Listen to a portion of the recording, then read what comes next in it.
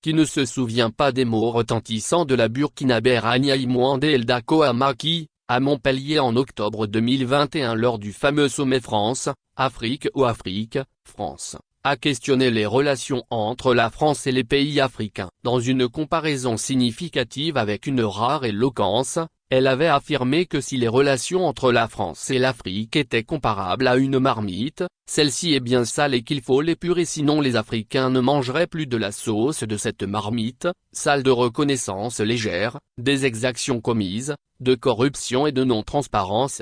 Et si on doit vivre ensemble, disait-elle, c'est à travers des collaborations saines. Ce réquisitoire porté par une femme, signe de maternité et donc de vie, est bien le cri de tout un continent en quête de renaissance depuis des siècles. Mais peut-on dénoncer l'insuffisance de reconnaissance sous différentes formes dans les relations avec l'Occident, sans œuvrer ardemment et véritablement pour une reconnaissance authentique sur un continent où des citoyens ne sont pas reconnus par leurs propres autorités et où la dignité humaine est constamment mise à rudes épreuves? Peut-on réclamer des autres ce qui n'est pas sanctuarisé par nos propres institutions sur un continent qui prétend célébrer pourtant la vie, qu'ont fait la clinique de la dignité humaine de Saint-Hyacinthe-Fleury? N'a-t-on pas parfois le sentiment que le titre du livre de Frantz Fanon, Peau noire, masque blanc est renversé, car des Africains sont devenus des bourreaux pour leurs propres frères et sœurs? La reconnaissance de l'autre dans sa différence ontologique n'est-elle pas un élément essentiel pour un vivre ensemble? Et le vivre ensemble n'est-il pas uniquement possible que quand on fait de la justice et de la justice sociale le pilier pour tenir ensemble? Peut-on valablement lutter contre les reconnaissances légères sans être un artisan de la justice sociale? Les besoins élémentaires et indispensables ne font-ils pas partie des biens premiers que la justice sociale doit garantir à tous et pour tous? La justice sociale, loin d'être une faveur des princes, n'est-elle pas une exigence politique au sens noble du terme et, à ce titre, n'impliquait-elle pas une bonne répartition des biens et des richesses en vue d'une vie décente pour tous dans des conditions existentielles à créer et à améliorer? Dans sa lettre de septembre 2021, adressée au colonel Mamadi Doumbouya, président de la Guinée, le cardinal Robert Sarah écrivait ceci. La population guinéenne est sortie dans la rue pour exprimer sa joie et son espoir, espoir de justice, de paix, de redressement réel et de développement, espoir de vivre tout simplement dans un pays normal, une nation unie et prospère. Plus loin, le cardinal affirmait que la Guinée est dans une situation de pauvreté accrue, malgré toutes les richesses naturelles que Dieu lui a données. Le constat de pauvreté malgré les richesses naturelles n'est pas seulement établi pour la Guinée mais il est aussi valable pour tous les pays africains. Et dans ces conditions, on comprend très bien que l'aspiration à la prospérité est légitime pour tous les citoyens dans les États africains. Vivre tout simplement sur un continent prospère, n'est-ce pas le désir de Rania Imwande Elda Kohama, du cardinal Robert Sarah et de tout Africain? Mais, en bon observateur, peut-on dire que Mansa, qui a pris le nom de la figure historique du grand Kankan Moussa, est porteur et réalisateur de cette aspiration? Ou encore crée-t-il les conditions de possibilité pour la réalisation de cette aspiration si légitime de tout un continent, après une histoire tumultueuse où les Noirs ont souffert de la reconnaissance? Le philosophe Axel Honneth n'enseigne-t-il pas que le principe de la reconnaissance est un élément fondamental pour le vivre ensemble? Mansa, dans ce qui se déploie réellement sous nos yeux, est-il une forme d'invitation au conscientisme de Kwame Nkrumah pour redonner la dignité à tout Africain sans exception? La dignité humaine serait-elle réservée à une catégorie d'Africains? La phénoménologie de Mansa prend-elle en compte les préoccupations des Africains pour l'avènement de sociétés justes et équitables? Le déploiement de l'intuition Mansa, dans le temps et l'espace africain, est-il vraiment une réponse et une solution adaptée au diagnostic du continent malade, établi par Tidiane Diakité? Mansa, dans ce qui s'exprime sous nos yeux, peut-il être une réponse pour que l'Afrique ne meure pas, en prenant en compte les préoccupations du philosophe congolais Kamana dans ses livres? L'Afrique va-t-elle mourir?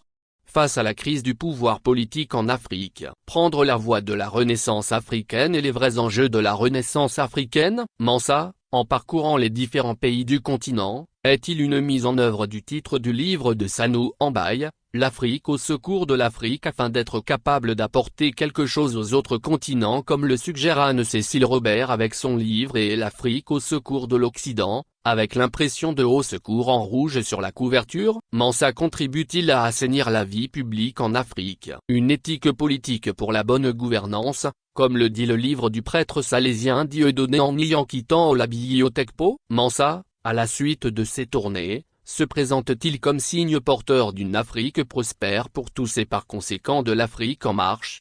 Quand on regarde des vidéos de Mansa, on ne peut ne pas être frappé par la qualité des images. On note le désir de bien faire, de rendre un produit presque parfait. On peut retenir aussi le souci de mettre la technologie au service de l'information qui se transforme en une série de formations et enfin le sens du professionnalisme dans la réalisation des émissions. Mais parfois on est frappé par certaines analyses et suggestions qui ne vont pas au fond des problèmes en identifiant rationnellement les vraies causes et à les nommer avec courage. S'il est vrai que tout être humain ne s'humanise qu'à travers les prismes d'une culture qui lui permet d'être au monde, tous les éléments de la culture ne peuvent pas être, ipso facto, considérés comme des valeurs, d'où la nécessité du débat public. Dans ce cas, l'un des enjeux pour notre Afrique n'est-il pas la nécessité d'un espace public contradictoire, sécurisé et sécurisant, un espace public qui fait, comme chez les Grecs, la promotion de la parole rationnelle et qui conduit à la reconnaissance du meilleur argument même quand il vient de ses adversaires politiques? Un espace public qui promeut l'esprit critique ne doit-il pas être garanti pour tous les citoyens? Serait-il encore espace public s'il n'est garanti que pour certains? Mansa assure-t-il l'existence de cet indispensable espace public pour une Afrique en marche ou apparaît-il comme un espace réservé et privilégié? Est-il la traduction en acte de la liberté d'expression, droit fondamental pour tout être humain, ou constitue-t-il une zone exceptionnelle dans un espace public non libéré? En août 1999, deux jeunes Guinéens Yagin Koïta, 15 ans, et Fodé Tounkara, 14 ans, ont été retrouvés morts dans le train d'atterrissage d'un vol à destination de Bruxelles. Ils ont laissé une lettre qui a ému le monde entier. Voici un extrait de cette lettre adressée aux responsables d'Europe. Excellence, nous avons l'honorable plaisir et la grande confiance pour vous écrire cette lettre. Aidez-nous, nous souffrons énormément en Afrique, aidez-nous, nous avons des problèmes et quelques manques de droits de l'enfant. Au niveau des problèmes, nous avons la guerre, la maladie, la nourriture etc. Quant aux droits de l'enfant, nous avons des écoles, mais un grand manque d'éducation et d'enseignement. Nos parents sont pauvres. Nous les Africains, surtout les enfants et jeunes Africains, nous vous demandons de faire une grande organisation efficace et pour l'Afrique, pour qu'elle progresse. Ce cri de la jeunesse, normalement force vitale d'un pays et d'un continent est-il vraiment pris en compte au-delà des émotions? Ne continue-t-il pas de retentir de plus en plus fort sur le continent? Si Mansa se veut être un cadre de réflexion, alors voici quelques questions pour enrichir le débat public. Si Mansa se veut être un projet qui met au cœur la reconnaissance de la dignité des Africains, par le recours au panafricanisme, alors il me semble que la voie que nous devons, ensemble, tracer dépasse simplement le recours à une figure historique pour une véritable autocritique qui donnera le label d'espoir à un tel projet. Si penser est aussi une forme d'interrogation renouvelée sur le sens, une remise en question permanente, un appel constant au dépassement, une tension vers l'avenir Mrise Kamtoïne l'urgence de la pensée, alors on peut se demander si Mansa est une réponse de l'Afrique à l'Afrique ou bien s'il est une forme de prolongement de Montpellier 2021 sur la terre africaine. Lomé, le 13 juin 2025. Folikoué Roger, La joie de la croix, RJC, mots-clés, Afrique, article précédent.